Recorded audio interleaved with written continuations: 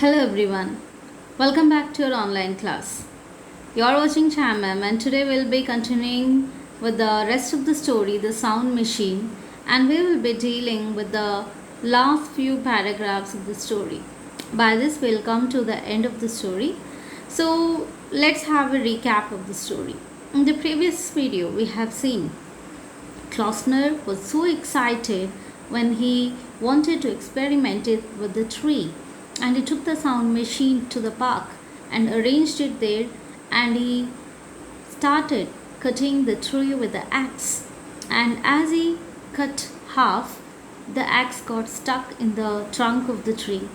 And Klausner, at the same time, he was wearing the earphone and he was listening to the sound that he can hear while he was continuing the process of cutting of the tree.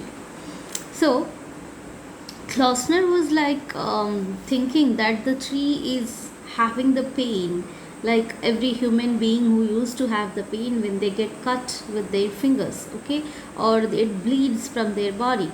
Similarly, the tree is also having the pain and it is crying or making the sound out of the pain.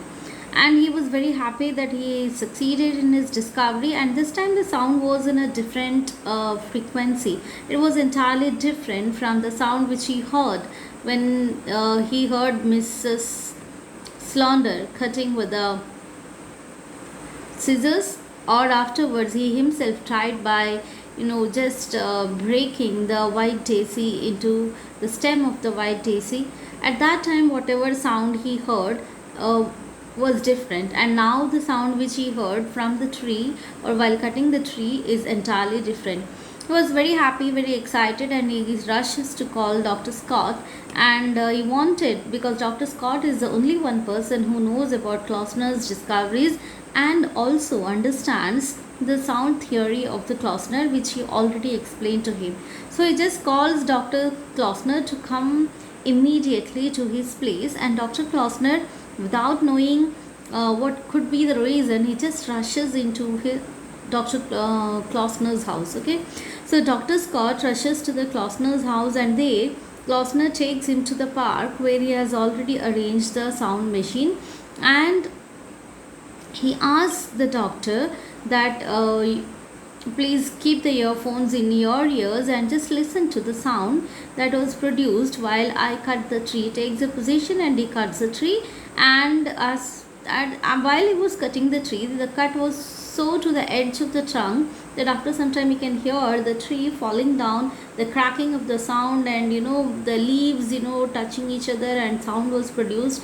And when Dr. Scott saw that the tree was falling down, his total attention from the listening to the sound was removed, and all of a sudden he was like shouting to save their own life. Okay, so now Klausner was not worried that the tree had fallen down. He was not worried that his sound machine was totally destroyed when the trunk of the tree fell on that. But he was worried that whether Dr. Scott was able to listen to that sound which he listened, and he wanted to get more clarification that how he felt, how he could describe that particular sound, and that is why he keeps on asking him. And here we go. So what did it sound like? Klausner leaned forward slightly, staring hard at the doctor. Exactly what did it sound like? Oh hell, the doctor said, I really don't know. I was more interested in getting out of the way. Let's leave it.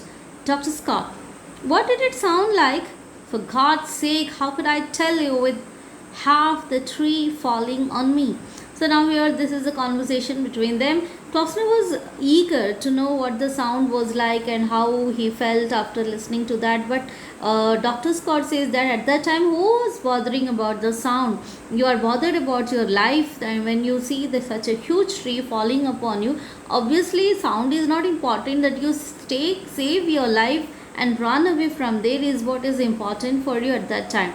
So that is why he says that how could I tell that my whole focus, my whole attention was upon the falling tree, so I didn't pay attention to my ears or the music or the sound that the at that time what the sound the tree has produced or not. So this is how he says that I didn't listen to the sound at all.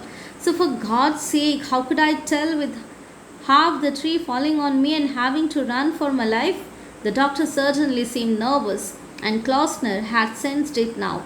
He stood quite still, staring at the doctor, and for fully half a minute he didn't speak, and Klausner was disappointed. The doctor moved his feet, shrugged his shoulders, and half turned to go. Well, he said, we would better get back. Look, said the little man, and now his smooth white face became suddenly suffused with color. Suffused with color means changing of the face. Okay, look, he said, you stitch this up. He pointed to the last gash that the axe had made in the tree trunk. You stitch this up quickly. Now, what is Klausner? Klausner again asked Dr. Scott, but Dr. Scott said that how is it possible that I listened to the sound? I didn't pay attention to that. I was much interested in saving my own life. And listening to this reply, Dr. Klausner got upset, but he didn't speak anything, just kept quiet. And after some time, Dr. Scott noticed that Klausner's face color changes. Okay, now when do the face color changes? When you are very angry, the face color changes, it becomes reddish. Then when you are blushing and you are very happy, at the time also the face color changes into pink, okay, or red with some people. And like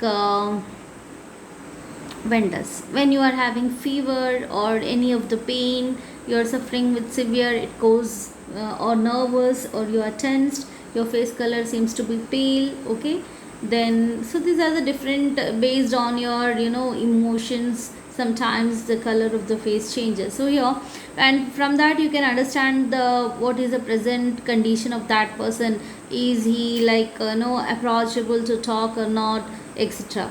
So here Dr. Scott also notices the change of the color on Klausner's face, and now Klausner was thinking and telling something. Look, he said, you stitch this up.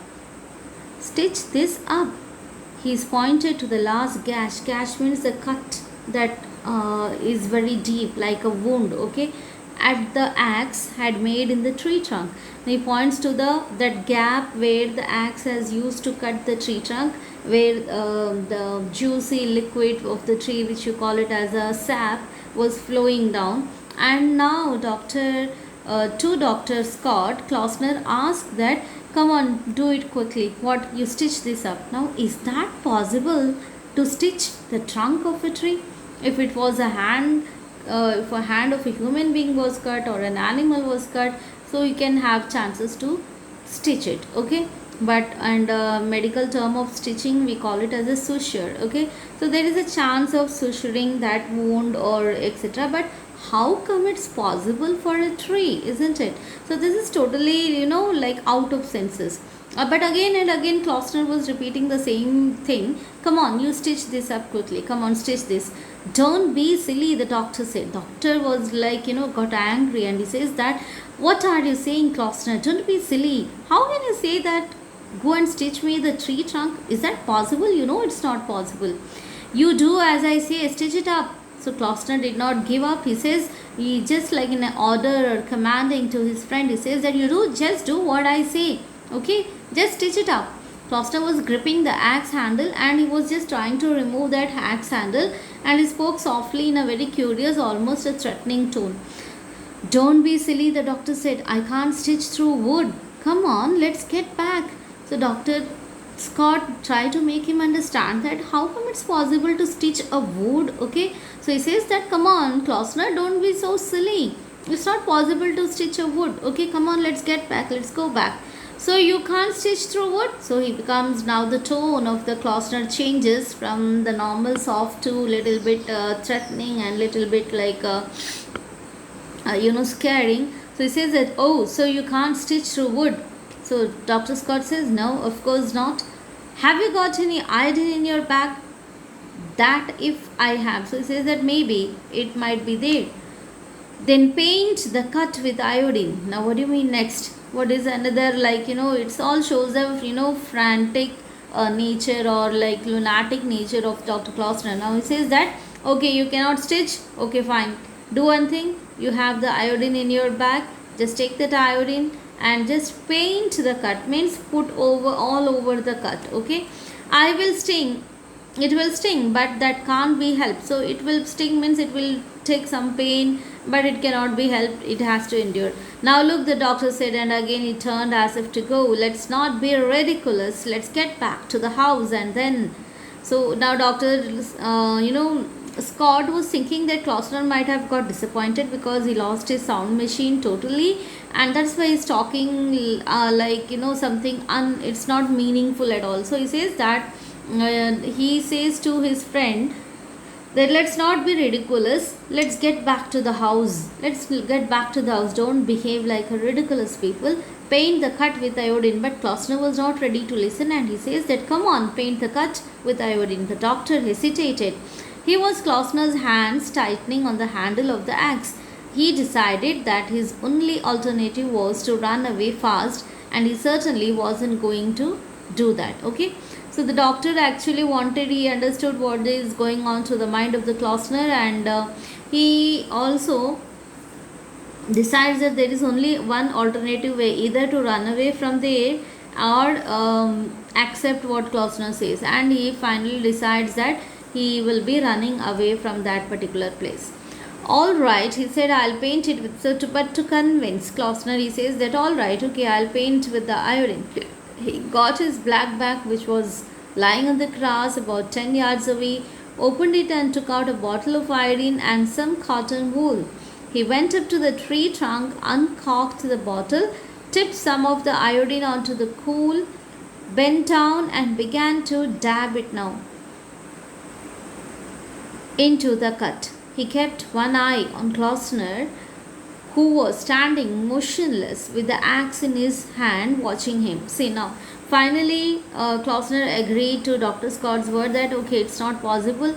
Then he says that he got his black bag, which was lying on the grass and about 10 yards away, and he got this black bag, and he just takes that. He went up to the tree and goes and stand near the tree trunk, okay, and where some of the uncorked the bottle, tipped some of the iodine onto the cotton wool and bent and began to dab into the cut. So what he did, he just took the iodine in a cotton and tried to swab it on the wounded area, okay, because he might be feeling burning sensation, he might be feeling like weakness, etc., to avoid all those things.